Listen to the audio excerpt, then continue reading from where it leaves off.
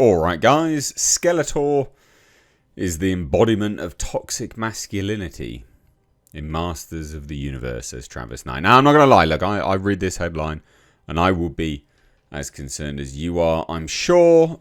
However, knowing someone that's watched this movie, I'm not as worried about this. It's a weird thing to say, but also I don't think it's that bad. And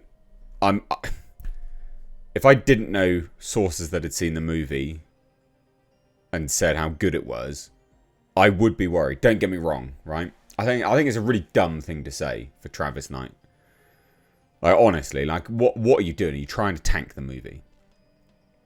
You know, like, saying stuff like this isn't smart, even if it's hate marketing.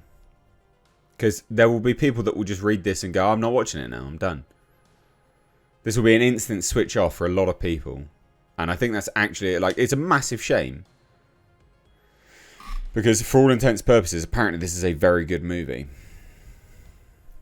So I think this is really dumb. Dumb thing to say. But let's take a look.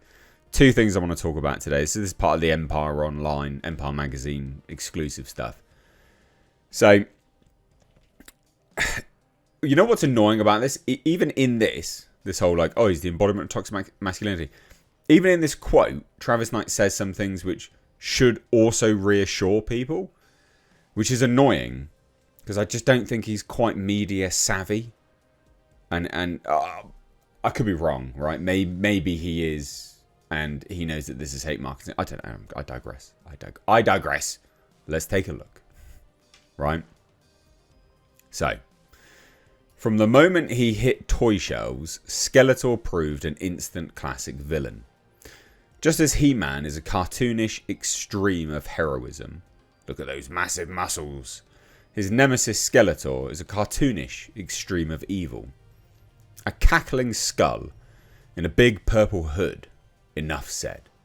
And in his Masters of the Universe movie, director Travis Knight is playing it straight. His Skeletor is a faithful recreation of the original character, right down to the eye sockets. So that's good, but then he says this. Skeletor was a really interesting villain, Knight tells Empire, of the original cartoon incarnation. He looked cool, he was scary, he was funny. He was insecure, was he? I didn't pick up on that, but okay, maybe he is. And then, of course, he had this distinctive voice, all of which offered plenty for Jared Leto to work from as the performer anchoring the role in Knight's Masters of the Universe. I wanted someone to craft their own version of that, the director explains. Well, one, Jared Leto is just generally dog shit, but apparently he is very good in this. Apparently you don't even know it's him, basically. So that's the only good Jared Leto thing, isn't it? When you don't know it's him. That's the only good role he's got when you don't know it's him. Whatever. Jared approached us because he loves Skeletor and has his own history with the character. Fuck does that even mean? Why do actors all have to have a history of characters nowadays? What are you talking about, you spaz? Whatever. He wanted to swing for the fences. And ultimately, we landed on something that I'm really happy with. Skeletor's kind of the embodiment of toxic masculinity. And that right there, that will annoy plenty of people. And it's right to. Don't get me wrong, it's right to. But then he follows it up with this. It wasn't always going to be this way. A Masters of the Universe reboot has been in the running for years, and previous iterations of the screenplay had Skeletor's visage as a golden skull mask. I said, fuck that shit. Skeletor has a skull face, Knight declares. That's just the way it is. It's a living, talking, emoting skull. And that's that. Don't mess with perfection. I mean, so there's some good stuff in there. But that bit where he's like, well, he's the embodiment of toxic masculinity. Mate, that's going to piss so many people off.